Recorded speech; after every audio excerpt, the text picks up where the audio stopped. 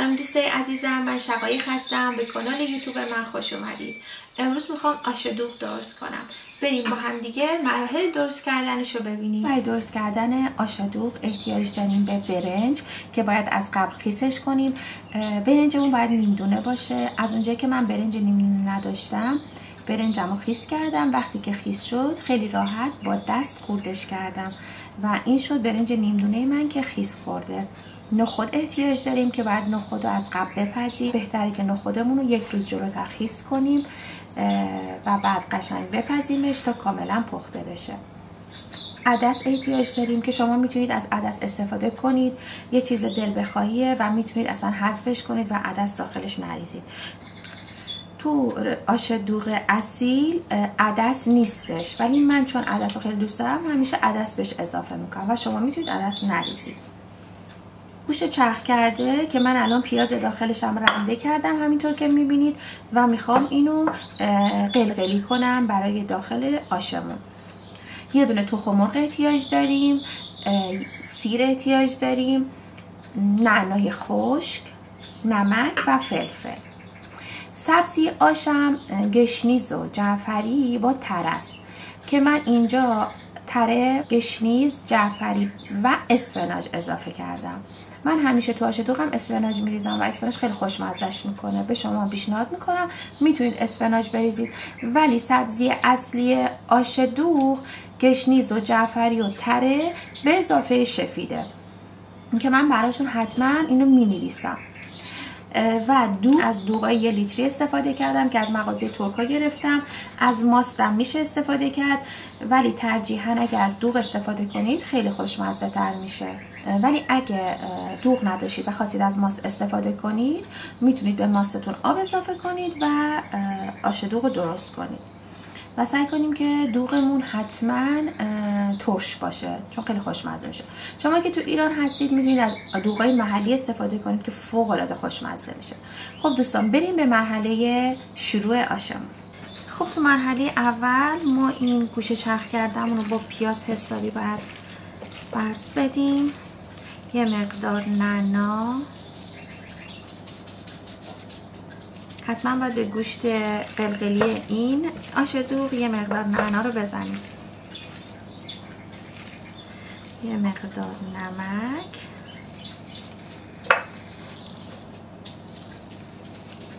و یه مقدار کمم فلفل. خب یکم بذاریم این گوشت با این پیاز و موادی که بهش زدیم بمونه تا حسابی مزه‌دار بشه که بعدش باید قلقلیش کنیم و زمانی که آشمون به جوش اومد داخلش این گوشت قلقلی ها رو بریزیم. خب بریم تا مرحله بعد. بله ما اول برنج اضافه میکنیم و بعد دوغایی که داشتیم و من یه بار دیگه دوغ کامل بهتون نشون بدم. این دوغی که من استفاده میکنم، اگه که تو اروپا هستید تو همه مغازه‌های ترکی و عربی این دوغ رو میتونید پیدا کنید، خیلی خوشمزه است. قبلش یکم پنش میزنیم و به این برنجمون اضافهش میکنیم.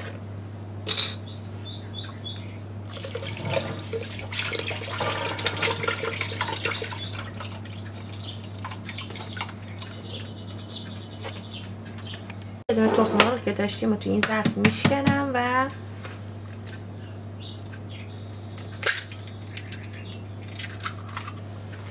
از این دوغمون میریزیم توی این تخم مرغ توی یه ظرف جدا و این شکل که میبینید به کمک یه چنگال حسابی همش میزنیم. قشنگ همش بزنید تا تخم مرغ توی دوغ حل بشه. و الان ما این تخم مرغ هم اضافه میکنیم به دوغمون.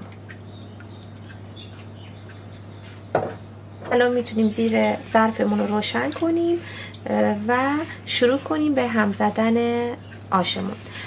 تا زمانی که این آش ما به جوش نیومده ما باید همینطور اینو به هم بزنیم انقدر که این آش شروع کنه به جوشیدن. زدن تخم مرغ هم برای این بود که آشمون نبره، چون این آش احتمالش هستش که ببره و باید حتما این یه دونه تخم مرغ رو بهش اضافه کنید، ولی اصلا شما تخم مرغ رو توی آش احساس نمی کنید. اون فقط صرفا به خاطر اینه که آش نبره.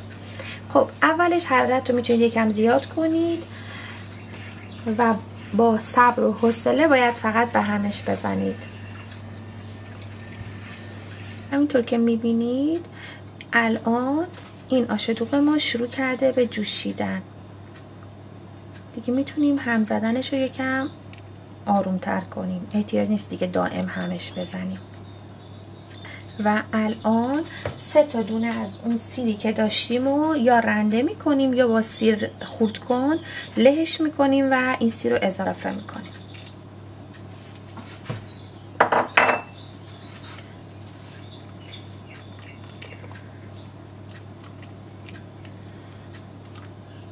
سیری که داخلش میریزید هم بستگی به خودتون داره. اگه دوست دارید که سیرشو بیشتر بریزید میتونید به جای 3 تا 5 تا بریزید، ولی من یه مقدار از سیر رو میخوام سرخ کنم و با سیر داغ نعنا داغ برای تزیینش هم از اون استفاده کنم. به خاطر همین من همین 3 تا سیر رو ریختم که کافیه. خب الان نخودی هم که داشتیم رو اضافه میکنم توی این مرحله.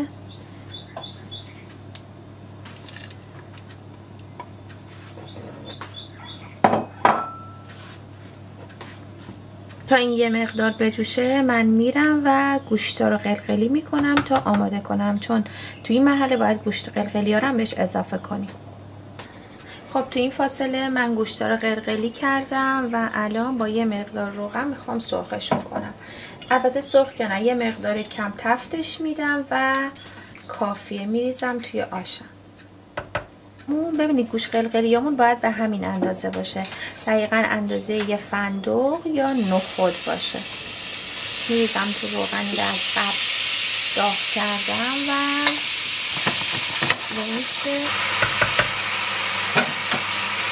خب ببینید وجود این گوشت قلقلیا رو اصلا تفتش هم ندید و همینجوری بریزید تو آش، ولی وقتی که تفت میدین کمک میکنه که گوشت قلقلیامون داخل آش وا نره.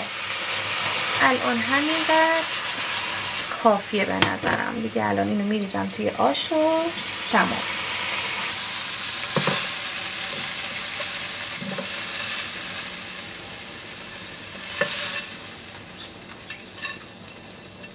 الان گوشتش هم ریختیم و برنجاش داره حسابی وا میره.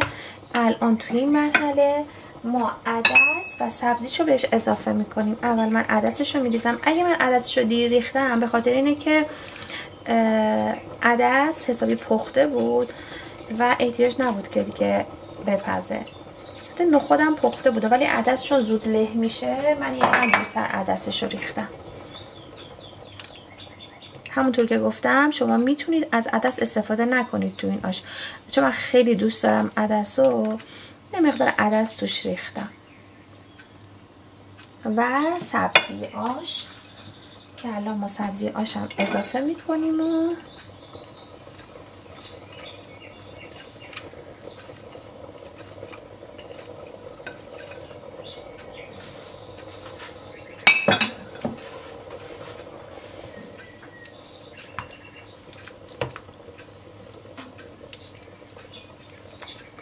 چه عطری بلند شد از این آشا.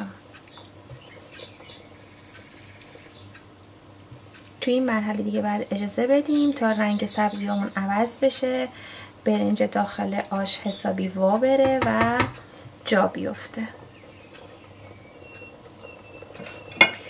همینطور یه مقدار فلفلی که داشتیم اضافه میکنیم بهش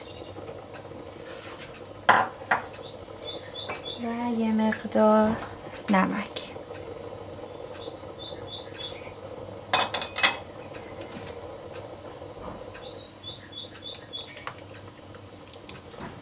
اصلا درست کردن این آش سخت نیست، اصلا شما هم سخت نگیرید. اون قسمتش که بعد آش رو به هم بزنیم یکم صبر و حوصله میخواد، وگرنه این آش اصلا آش سختی نیست دوستان. کافیه یه بار درست کنید، خوردنش هم که انقدر لذیذه و انقدر لذت میده که از آشای خوشمزه است. الان من این آش رو میذارم تا حسابی جا بیفته. خب دوستای عزیزم، همینطور که میبینید آش ما تقریبا جا افتاده و رنگ سبزی ها عوض شده. یه نیم ساعت دیگه هم بپزه آماده است. من تو این فاصله 4 تا دونه سیری که داشتیم و رنده کردم و تو همون ظرفی که گوشت رو سرخ کرده بودم میخوام سیرامو هم سرخ کنم.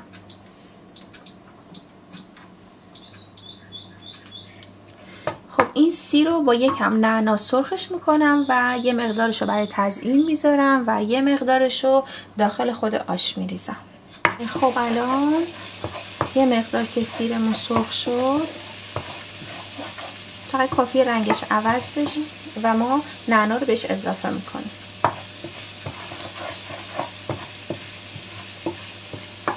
خب الان کافیه. نعنایی که داریم رو بهش میزنیم و خیلی زود باید از رو گاز برداریم. حواسمون باشه هیچ وقت نعنا رو نباید زیاد سرخ کنیم. خب الان این کافیه. و آشمون هم که دیگه آماده است تقریبا. من یه نیم ساعت دیگه که بذارم این آش جا بیفته میکشم توی ظرف و بهتون نشون میدم. اینم از غلظت آش ما. خیلی ها توی آش 1-2 قاشق آرد میریزم برای اینکه به این غلظت برسه، ولی من با مقدار برنجی که داشتم همینطور که میبینید به این غلظت رسید و عالی. یعنی آش دوغ نباید زیاد آبدار بشه. خب بریم تا من بکشم تو ظرف و ببینیم.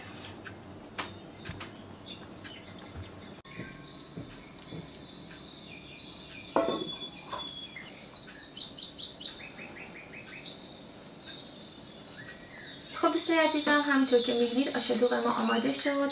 امیدوارم شما هم درست کنید و از خوردن این آش خوشمزه لذت ببرید. اگه این ویدیوی من دوست داشتید لطفا کانال منو سابسکرایب کنید، از من حمایت کنید تا با دلگرمی ویدیوهای بیشتری براتون درست کنم. مرسی که تا انتهای این ویدیو همراه من بودید.